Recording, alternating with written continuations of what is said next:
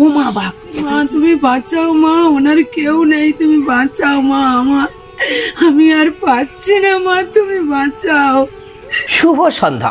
মাটির কথা অনুষ্ঠানে আবারও স্বাগত আপনাদের। আপনাদের সঙ্গে প্রতি সপ্তাহের মতো এই সপ্তাহেও রয়েছি আমি হাসিবুর রহমান। প্রতি সপ্তাহে মাটির কথা অনুষ্ঠানে আমি আপনাদের শোনাই নূতন নূতন উদ্দীপনার কাহিনী, যে কাহিনী আপনাদের উজ্জীবিত করবে, খুঁজে দেবে স্বপ্ন দেখার কারণ। আজ তেমনই এক বীরাঙ্গনার গল্প রইল আপনাদের জন্য। এই মুহূর্তে আমরা দাঁড়িয়ে আছি মইপিট কোস্টাল থানার ভুবনেশ্বরী গ্রামে।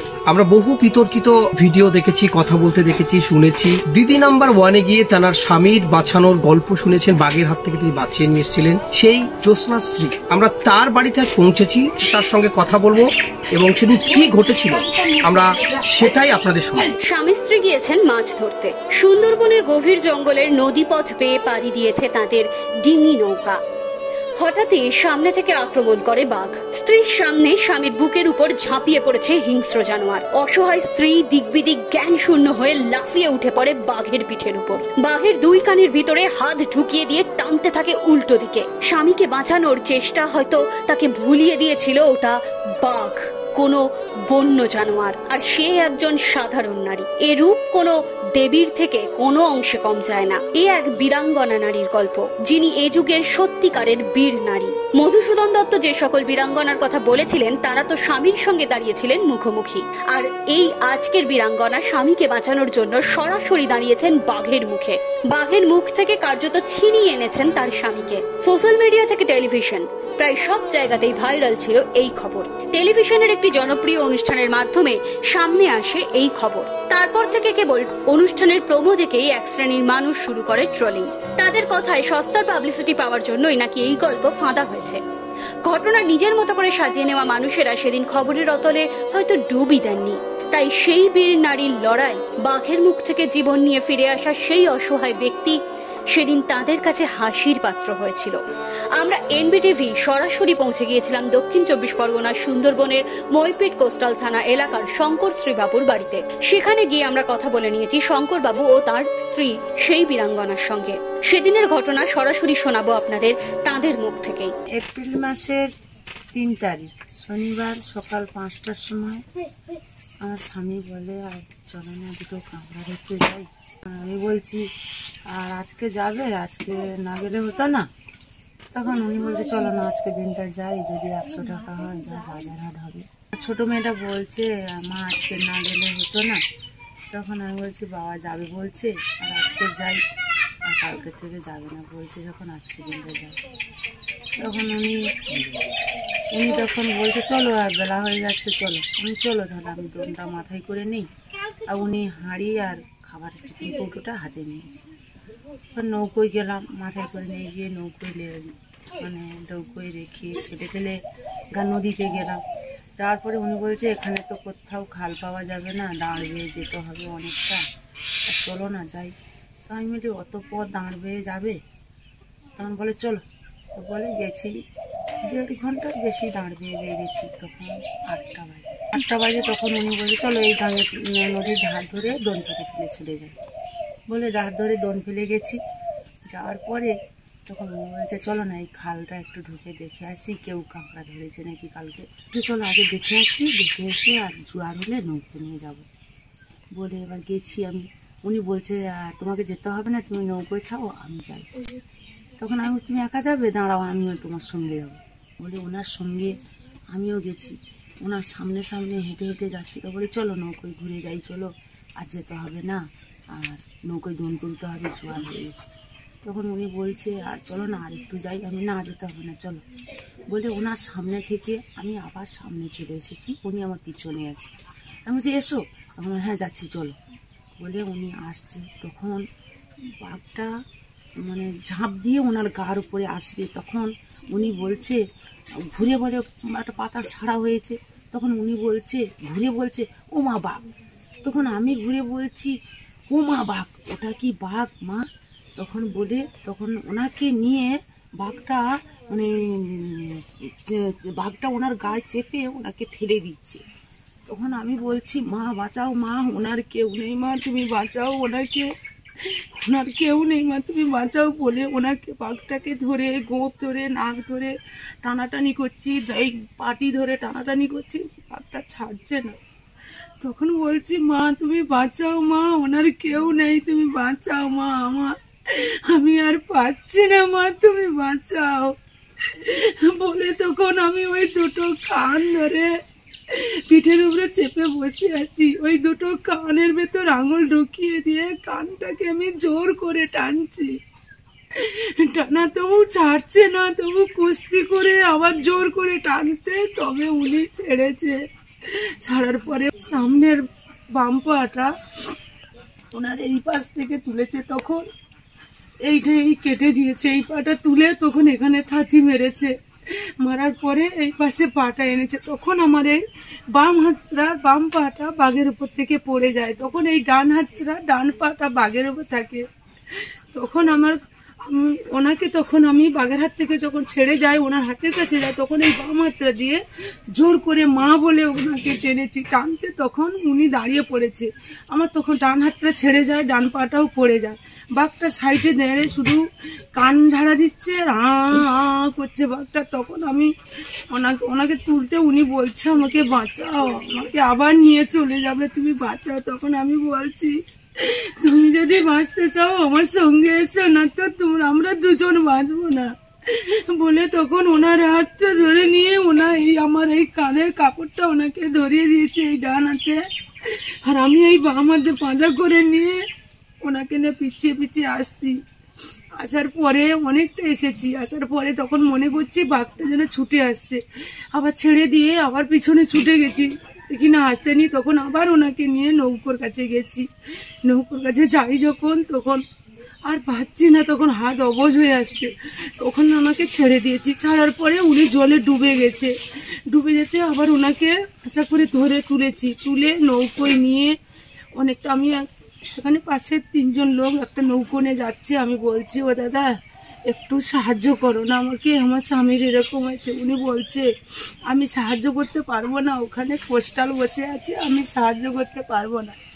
তখন আমি বলছি তোমরা তাহলে আমার দোনটা তুলে নাও আর আমি আমার স্বামীকে নিয়ে যাই বলে আমি সামনে স্বামীকে নিয়ে যাচ্ছি। তারপরে দেখি একটা ভটভটি দেখা হলো, ওখানে ওই ভটভটিটাকে বললাম, বলে বৌদি ওখানে কোস্টাল ফরেস্টার বসে আছে, আমরা যাব না, ধরলে আমাদেরও নিয়ে চলে যাবে।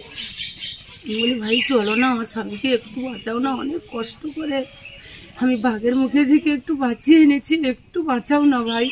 বলতে ওনারা বলছে তুমি তাহলে নৌকো বেয়ে সামনে যাও আর আমি পিছনে যাচ্ছি বলে উনি গেল, গিয়ে আমাকে সঙ্গে নৌকোর গায়ে ভটভটির গায়ে নৌকো বেঁধে নিয়ে আমাকে এখানে আমাদের স্থানীয় এখানে গ্রামের কাছাকাছি দিয়ে গেল।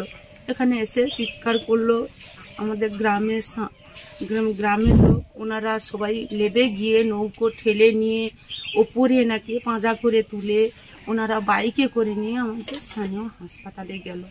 গিয়ে ওখানে সেলাই করতে যখন যায় ওনার ডাক্তাররা বললো উনি বাঁচবে না, বলে ওনাকে 2 ঘন্টা বাঁচবে না, ওনাকে নিয়ে গিয়ে কি হবে, আর ওনাকে ওই কোনোরকম সেলাইটা করে দাও, উনি চলে যান। তখন এনাকে নিয়ে আমি বলছি বাঁচুক না বাঁচুক আমি হাসপাতালের দিকে নিয়ে যাব। ওনারা বলছে সরকারি হাসপাতালে, কিন্তু আমি আগে শুনেছি সরকারি হাসপাতালে নিয়ে গেলে বাঘে কামড়ানো রুগী বাঁচায় না। তাই আমি বলেছি কোনো যদি নার্সিংহোমে টুনে হয় তবু ওখানে নিয়ে গেলে আমার স্বামীকে বাঁচানো যাবে। আমি বাঘের মুখে থেকে কষ্ট করে আনলাম আর হাসপাতালে বাঁচাতে পারবে না।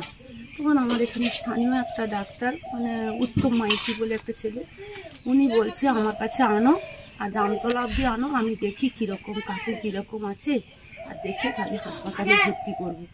ওনার কাছে ওখানে গেলাম, যেতে বলছে আর আমাদের গ্রামের পঞ্চায়েত গ্রামের লোক ওরা 3-4 জন গাড়ি করে নিয়ে গেল। যাওয়ার পরে তখন বলছে কাকিমা আর 42-এ নাকি নিয়ে চলো, উনি মনে হয় বাঁচানো যাবে না বলে 42-এ নিয়ে গেলাম। নিয়ে গিয়ে 1:30টার সময় যখন ভর্তি করি ওনারা বলছে ভর্তি করার সঙ্গে সঙ্গে বললো এনাকে বাঁচানো যাবে না আর অনেক টাকা দরকার। আমি বলি হোক তোমরা ভর্তি করো না, আর আমি এত কষ্ট করে এনেছি তোমরা একটু ভর্তি করে আর চেষ্টা করো না, বাঁচানো যায় নাকি। তখন উনি বলছে তাহলে রাখো, সন্ধেবেলা ডাক্তার আসবে আর ডাক্তার এসে যদি বলে তখন তাহলে রাখা যাবে বলে ওনারা 1:30টার সময় ভর্তি করলো।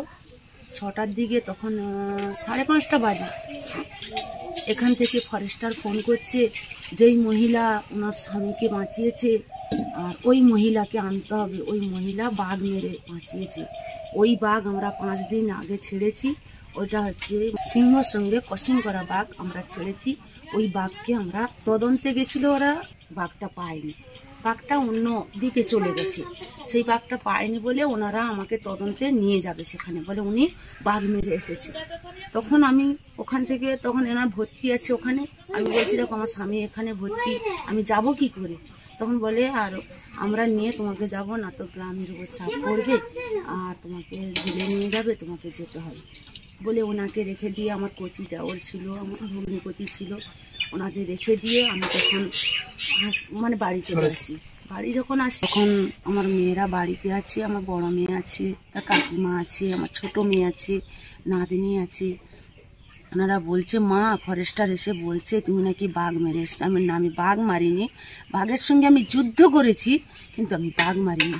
তখন আসার পরে সেখান থেকে খবর আসছে, বলে ডাক্তার বলেছে তোমাকে চিকিৎসা করা যাবে, তোমাকে এইটা অপারেশন করতে হবে, মানে এই হাড়টা ভেঙে দিয়েছে, এইটা কেটে বাদ দিতে হবে। তখন বলছে যে এইটা অপারেশন করলে 1,80,000 টাকা দিতে হবে।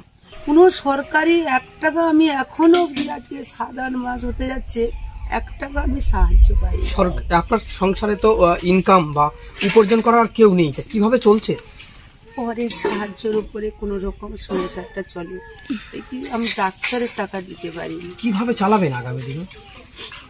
এখন যা পরিস্থিতি হচ্ছে মনে হয় আমরা যদি বাঘের মুখ থেকে না বেঁচে যদি আমার 2জন মারা যেতাম অনেক ভালো হতো, থেকে আমাদের বেঁচে থেকে কোনো লাভ নেই।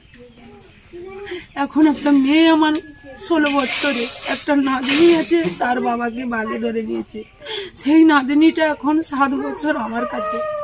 বলো আমি ওই নাতনিকে, মেয়েকে বাঁচাবো কি করে, স্বামীকে বাঁচাবো কি করে, আমি বাঁচবো কি করে? আমার মৃত্যু অনেক ভালো। সরকারি সাহায্যের আবেদন করছেন? আবেদন অনেক করেছি, ওনারা কিছু সাহায্য করছেন অনেক। আমি বলেছি আমাকে কিছু আপাতত হাত জড়ো করে করুণ করে আমি বলেছি, আমি মমতার কাছে অবধি বলেছি আমাকে কিছু সাহায্য করো তুমি আমাকে বাঁচানোর জন্য। উনি কোনো সাহায্য করেন, আমার স্বামী বেঁচে আছে, কিছু দেবে না ওনারা। আমার স্বামী এই বাম হাতটা একদম পঙ্গু হয়ে গেছে, এই হাতটা আর তুলতে পারে না, এইটা খাঁজ, এইটা তুললে এইটা একদম মানে যন্ত্রণা থাকতে পারে না। কতটা কষ্ট হচ্ছে আপনার এখন এই যন্ত্রণা? সে কষ্ট বলে আর কি হচ্ছে? যন্ত্রণা হয়? যন্ত্রণা তো প্রচুর, যন্ত্রণা কিনে ওষুধও পড়ছে এখন বন্ধ ডাক্তার। ওষুধ কিনতে পারছেন না?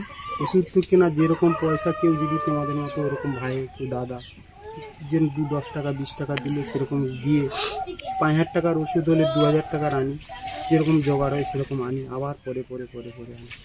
একটা এরকম আমাকে একটা মলম দিয়েছিল ওই যন্ত্রণার জন্য, সেই মলমটা শেষ হয়েছে, সেটা আনতে পারছি না। এই যে বাঘের আক্রমণ থেকে আপনি ফিরলেন এবং আপনার যে ফেরার দৃশ্যটা এবং আপনার স্ত্রী যেভাবেই তার জীবনের বাজি রেখে আপনার জীবনকে বাঁচিয়েছে, কি ঘটেছিল সেদিনকে? সেদিনকার বলতে ওই ভোর 5টার সময় উঠে গেছি, গিয়ে ওই নদীতে বেয়ে বেয়ে গিয়ে ডাবরখানা নদীতে জাল ফেলে ফেলে গেছি, গিয়ে একটা ছোট খাল আছে নাসি, ভাটার সময় শুকনো হয়ে যায়, জোয়ারের সময় জল ফেলে, ওই খালে আমরা নেবে ফেলি না। আমার জামাইয়ের ঘটনা হওয়ার পরে নেবে। জামাই কি হয়েছিল?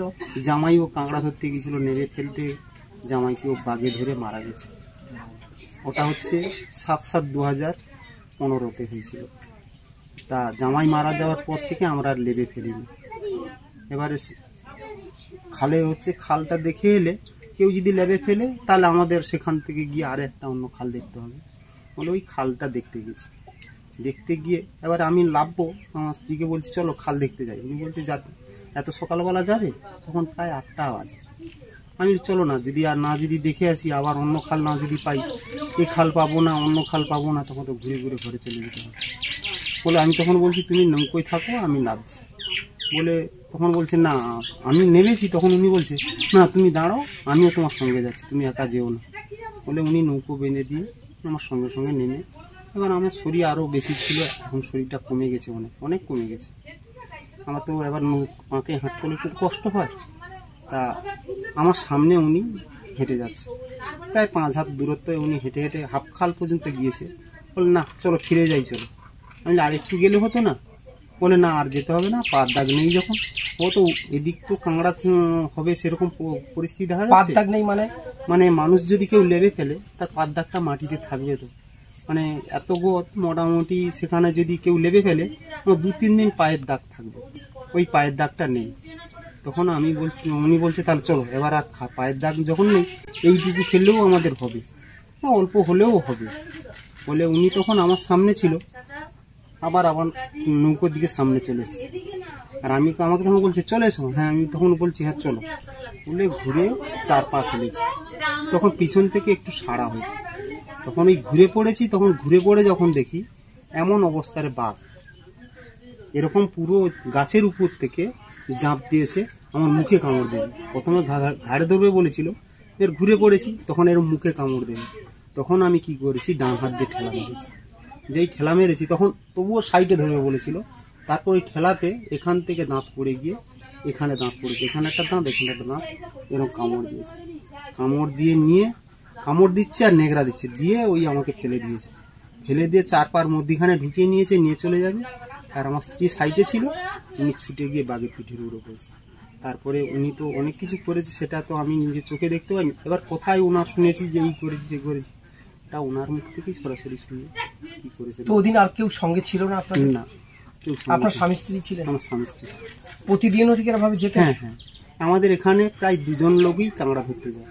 মানে নৌকোয় যারা বসে বসে ফেলে তারা 2 জন করেই যায়। মানে একজন ওই দন টানবে আর একজন নৌকো বাইবে, এই করেই। কতদিন যাচ্ছেন এটা? আমি আজকে 41 বছর প্রায় যাচ্ছি, 40-41 বছর যাচ্ছি নদী। এখন দেনা আছে আপনার কতটা? দেনা এখন প্রায় 3 লাখ টাকার ওভার দেনা আছে। সরকারি ভিডিও, এখানকার স্থানীয় ভিডিও এসেছিলেন? না আসেনি এখন পর্যন্ত। কোনো আসেনি। নেতা বা মন্ত্রী বা কোনো আপনাদের না, local panchayat? Local panchayat member এসেছিল, কিন্তু প্রধান আসেনি এখন পর্যন্ত। বিধায়ক? না, কেউ আসেনি? না। এই ঘটনা কি প্রায় ঘটে এখানে? প্রায় ঘটে, কিন্তু এরকম মর্মান্তিক ঘটনা হচ্ছে আমাদের এখানে ঘটেনি। মানে বেঁচে ফিরে আসা? বেঁচে ফিরেছে, বাঘে হাতা মেরেছে সেগুলো ফিরেছে, কিন্তু এরকম বাঘের পিঠে বসে বাঘের স্বামীকে একজন মানুষ ছাড়িয়ে আনা সম্ভব হয় না। এই হাতটা আপনার উঠছে না? না, একটু দেখুন। না তুলতে পারছি না তো। এইভাবে দেখে একটু আমি ক্যামেরাম্যানকে বলবো, এই দেখাবো এখানে যে এই দেখুন হাতটাই উনি তুলতে পারছে, হাতটা সোজা হচ্ছে না, বেঁকছে না হাতটা, না, হাতটা সোজা বলতে এরকম টেনে তুলে নিয়ে টেনে তুলতে হচ্ছে। আমি যেটা দেখাবো এরকম একটু এইভাবে নিতে হচ্ছে, সোজা মানে করতে পারছে না এরকম।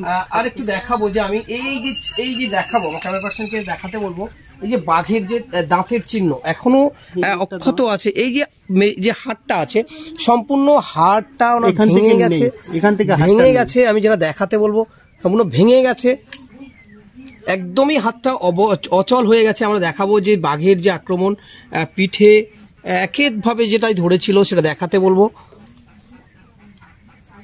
যে চিত্র আপনারা দেখছেন যে একদম বাঘের যেভাবেই তিনি ফিরেছেন। আর থাবা মেরেছিল এইটা, এই ধারে পা ছিল তোলার সময় এখানে কেটেছে। দেখি একটু কোথায় কেটেছে আমরা একটু দেখবো। যে জায়গাটা কেটেছিল আমরা দেখাবো যে থাবা মেরেছে, যে নখের থাবা এখানে আছে, ওনার এখানেই দাগ আছে, মুখে এখানে যে বুকে মেরেছে সেখানে সব থাবা মেরে দাগটা আছে। দেখাবো যে মুখ থেকে স্লিপ করে উনি মুখটা কখন ঘুরিয়ে নিয়েছেন, ওনার মুখে ধরতে যাচ্ছিল, ঘুরিয়ে নিয়েছেন, ঠিক এই জায়গাটাই ধরেছেন সরাসরি। সেই আমরা দেখাচ্ছি। নাম আপনার? আমার নাম শঙ্কর শীল, বাড়ি ভুবনেশ্বরী পয়লাগি। শঙ্কর শীলের সেই কাহিনী। অত্যন্ত গ্রামে বাস করেন, তার জীবিকা বলতে একরকম শুধু জঙ্গলেই কাঁকড়া মাছ, এই এরিয়ার মাছ হচ্ছে তাদের জীবিকা। 10 থেকে 11 বছর বয়স থেকে জঙ্গলে যায় কাঁকড়া ধরতে। ঠিক সেদিন যেটা ঘটেছিল, স্ত্রীকে সঙ্গে নিয়ে বাঘের হাত থেকে বেঁচে এসেছিল। আমরা সেই শঙ্কর শীর কাছ থেকে সেই আমরা শুনলাম। এই শঙ্কর শীর যিনি বাঘের হাত থেকে বেঁচে এসেছেন, তার একটা মাত্র মেয়ে বাড়িতে আছে, 2টি মেয়ে, একটা মেয়ের স্বামী বাঘে নিয়ে গেছে, তার ছোট্ট একটি বাচ্চাও এখানে আছে। আর আমরা কথা বলবো তার একটি মেয়ে, সে কি করতে চায়, কি করছে বর্তমানে, আমরা কথা বলবো তার সঙ্গে। কি নাম তোমার? আমার নাম রুম্পা সিং। তুমি কি করো? আমি পড়াশোনা করি, আর মাঝে মাঝে ছবি এঁকে মানে ছবি এঁকে বিক্রি করে যা পয়সা পাই সেটা দিয়ে আমার ভাগ্নির নাচের ক্লাস চালাই। তো তুমি ছবি কোথা থেকে আঁকো? বাড়িতে বসে আঁকো? হ্যাঁ, বাড়িতে বসে আঁকি। কোথা থেকে শিখেছো এটা? আমি কোথাও থেকে শিখিনি। ওই মানে প্রথম ছোটবেলায় ওই 1 মাস গিয়েছিলাম, মানে 4 দিন গিয়েছিলাম, আর যাইনি। তো এখন বাড়িতেই ছবি আঁকো? হ্যাঁ। কোথায় বিক্রি করো ছবি? ওই একজন কলেজের প্রফেসর কানাইলাল দাস, উনি এসে নিয়ে যায়। এমনি রাস্তায় বা কোনো মেলাতে বসো ছবি নিয়ে? না, আমার বাবার এই অ্যাক্সিডেন্টের পর থেকে আমি এই ছবি বিক্রি করছি। বাবার অ্যাক্সিডেন্টের পর থেকে ছবি বিক্রি করছো, সেই পয়সাটা কি করছো? সেই পয়সাটা দিয়ে আমার ভাগ্নিকে নাচ শেখাচ্ছি। বাঘের আক্রমণ সুন্দরবনের কোনো নতুন ঘটনা নয়। যে রয়্যাল বেঙ্গল টাইগার আমাদের পশ্চিমবঙ্গের ঐতিহ্য, সেই ঐতিহ্যই এই মানুষগুলোর রাতের ঘুম কেড়েছে। বাঘের কবলে পড়ে মৃত্যু এখানকার অহরহ ঘটনা। ওই এলাকার আরো কিছু মানুষের সঙ্গে কথা বলেছি আমরা, তারা কি বলছেন শুনবো। কি ঘটেছিল সেদিন? সেদিন তো আমার ভাসুর জঙ্গলে গেছে, আর মানে আমার স্বামীও গেছিল। তা আমার যার ভাসুর দুজনই যায়, আমার স্বামী অন্যদের সাথে যায়। তা আমি বাড়িতে ছিলাম, তা বাড়ি থেকে মুরগির ওষুধ হয়েছিল, ওষুধ আনতে গেছি। আর 2টো মেয়ে আছে, মানে আমার মেয়ে আর আমার যার মেয়ে, 2জন আছে, আর বাচ্চা মেয়েটা আছে, নাতনি। তা ওনারা রাস্তায় বলছে আর তোমার ভাসুরকে বাঘে ধরেছে। তখন আমি বলছি কী ব্যাপার? বললে কীরকম আছে, মানে আগে আমার জামাই মারা গেছে, তো এই জন্য আমি ভেবেছি ওই রকম হয়ে গেছে। বলছে আমি কি এখন কীরকম আছে? বলে এখন ভালো আছে, মানে গরু সিটের কাছে গেছে, বাঁচবে কিনা ঠিক না, মানে জীবন্ত আছে। তা ওখান থেকে এসে যখন দেখি আমার মেয়ে আর নাতনিটা কান্নাকাটি করছে। তা যা উনি ডাক্তার কাছে গেছে আমার ভাসুরকে নিয়ে, মানে লোক এখান থেকে পাড়া প্রতিবেশীর লোক অনেকে গেছে, মানে বাইকে করে নিয়ে গেছে। তারপরে আর স্বামী এসেও ভাসুরকে আবার ডাক্তার কাছে নিয়ে গেছে। তা উনি হচ্ছে মানে কজন গেছিল জঙ্গলে? ওনারা কজন? স্বামী স্ত্রী দুজনেই গেছিল। সবসময় কি দুজনে যায়? হ্যাঁ। কি হয়েছিল সেদিন? ওই দিনকার ওনারও তো জমি জায়গা কিছু নেই। ওই স্বামী স্ত্রী একটা নৌকা আছে, স্বামী স্ত্রী মাছ কাঁকড়া, ওনারা ওই মানে নদীর উপরে ওনাদের নির্ভর। ওই দৈনিক যায়, দৈনিক আসে। তা ওই ওনারা দুজনে ওই কাঁকড়া ধরতে গেছিলো আর কি। গিয়ে ওই 2 স্বামী স্ত্রী আবার মানে দোন ফেলে কাঁকড়া ধরার দোন ফেলে গেছে। গিয়ে বলে এই খালটায় উঠবো, লোক ফেলেছে নাকি দেখাইছি চলো বলে ওই 2 লোকে ওই গেছিল, মানে সুদ ফেলেছে নাকি দেখতে গেছে আর কি। গিয়ে যখন দেখে, ওই গিয়ে দেখে আর ওই ওনার মানে বউটা আগে আছে আর উনি পিছনে আছে। আর ওই জঙ্গল থাকতে মানে ছুটে এসে ওনার গার উড়ে পড়েছে। ওই গার উড়ে পড়ার সঙ্গে সঙ্গে ওই নিয়ে একদম ওনাকে চাপা দিয়েছে। চাপা দিয়ে ওই তখন কামড়াকামড়ি করতে, তখন যেই মানে বাঘটা এসে ওনার গার উড়ে পড়েছে, মানে উনি দেখেন তো আচাঙ্গাভাবে এসে ধরেছে। তখন উনি বলছে ও মা গো বাঘ। যেই ও মা গো বাঘ বলেছে, তখন ওনার যে বউ ছিল যে সামনে, উনি তখন ঘুরে করে দেখে না, সে উনিও শুধু বলে ও মা গো বাঘ। ওনাকে তখন তো ওই পেটের ভিতরে বাঘ তো পেটের ভিতরে ঢুকিয়ে নিয়েছে, নিয়ে তখন ওই কামড়াচ্ছে খালি, মানে নিয়ে চলে যাবে বলে। কি করেছে ওনার যে বউ যে ছিল পাশে, উনি তখন ওনার হাতে তো কিছু নেই, ওনার হাতে কিছু নেই। উনি তখন কি করেছে, বাঘের পিঠে মানে পিঠের উপরে উঠে তখন বসে তখন ওনার চুল মানে ওনাকে তো আবার কামড়াবে, যা কেমড়েছে এগুলো সব কেমড়েছে, আবার কামড়াবে। তখন উনি কি করেছে, কান তো বাঘের কান তো খুব একটা বেশি বড় না, উনি কান ধরেছে, চুল ধরেছে, মানে স্লিপ খাচ্ছে শুধু, মানে যাতে না আবার যাতে না কামড় না যেন দিতে পারে। বাঘ তখন কি করেছে, নেংরা মেরে ওনাকে ফেলে দিয়েছে, দিয়ে তখন ছুট মেরেছে বাঘ। তখন উনি তো তখন ওনার বর তখন মানে নিচে তখন পড়ে আছে, তখন ওনাকে আস্তে করে তুলে ওই তখন ওই বগলটা আয় করে মেরে, মানে যেতে হবে অনেকটা, নৌকো ছাড়া গাং নদীতে যে নৌকো আছে সেটা অনেকটা, ওই তখন ওই মানে মা মা মা করে চেঁচে মানে হাঁকি মেরে নৌকো ধারে নিয়ে এসে এবারে একলা ওনার তো কি অবস্থা, তখন উনি তো আর যন্ত্রণা হচ্ছে, ওনাকে তখন ধুয়ে ধায়ে নৌকোয় খুব কষ্ট উনি তুলেছে। আপনি জঙ্গলে যান? হ্যাঁ, আমরা যাই। কত বছর জঙ্গলে যান? বাবা আমার 20-25 বছর যাই। আপনি কি ধরেন জঙ্গলে? আমার কাঁকড়া ধরি। আর কোনো কাজ নেই না, আমাদের জমি জায়গাও নেই, আর যে আর এখানে কত মানুষের বাঘে ধরেছে এবার? বাবা অনেক। এখানে একটা মোল্লাপাড়া বলে একটা পাড়া আছে, মানে সেখানকার লোক সব ধ্বংস হয়ে গেছে। পাড়ার নাম হয়ে গেছে বিধবা পাড়া। বিধবা পাড়া না? হ্যাঁ। কিভাবে চলে তাহলে ওই জঙ্গলে? ওই জঙ্গলে দুজনে মাছ কাঁড়া ধরতে যায়, ছাড়া আমাদের আর কোনো উপায় নেই। জমি জায়গা তো নেই, আর একটা ছেলে তো ভাত তো দেয় না। শ্বশুর বাড়ি চলে গেছে, ছেলে বউ সব নাতি টাতি সব নিয়ে। খুব কষ্টে দিন কাটছে? হ্যাঁ, আমাদের খুব কষ্টের দিন কাটে। যতক্ষণ জঙ্গলে এই বয়সে? হ্যাঁ, যতক্ষণ ওই মাছ কাঁড়া ধরতে যাই ততক্ষণ আমাদের সংসার চলে, এছাড়া আর কোনো উপায় নেই আমাদের। আর এনারা যে এই অবস্থায় ঘরের পাশে, কেউ দূরের দিকে আর কাঁড়া ধরতে যায় না ভয়তে, ওই ঘরের পাশে গেলুম, কোনদিন 500, কোনদিন 1 কিলো, কোনদিন হলো না, শুধু শুধু হাঁড়ি নিয়ে ঘুরে চলে আসতে হয়। এই অবস্থা আমাদের। বাঘের আক্রমণের জন্য? হ্যাঁ, বাঘ তো মানে তবু এখন গরমের সময় একটু কম আছে, শীত পড়লে শুধু খাল ধারে ধারে গাং ধারে ধারে খালি ঘুরবে বাঘ। এই তো পাশে এসে 1 মাস ছিল বাঘ, দেখেছেন? হ্যাঁ 1 মাস ছিল। ফরেস্টে যে জাল ঘিরলো, ঘিরে অনেক কিছু করে তো বাঘ তো চলে গেছে। জাল ঘেরা ছিল 1 মাস, 2টো বাঘ এসেছিল। আমাদের এখানে সব প্রত্যেক ঘরের লোক ওই মাছ কাঁড়ার উপরে, আমরা সরকারের কোনো সাহায্য পাই না, এরাই ঘর সব মাছ কাঁড়া ধরতে যায়।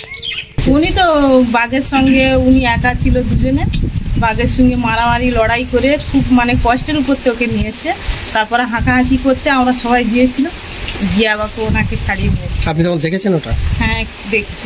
আমরা দূরে ছিলাম, পরে জানতে পেরে গেছেন? পরে জানতে পেরে আমরা কাছাকাছি গিয়েছি। আমরা দেখেছি যে এই বাঘের আক্রমণ থেকে এবং বাঘের গাল থেকে যিনি ফিরিয়ে এনেছিলেন সেই জ্যোৎস্না সি, আজ আমরা তার কাছ থেকেই গল্পটা শুনলাম, সত্য ঘটনা শুনলাম এবং সেই এলাকা পরিদর্শন করলাম এবং এলাকার প্রতিটা মানুষের কাছ থেকে কম বেশি যেটা জানতে পারলাম, সত্যি তাদের যে উপার্জনের আর কেউ নেই, এখনো পর্যন্ত সরকারি কোনো সাহায্যও পায়নি।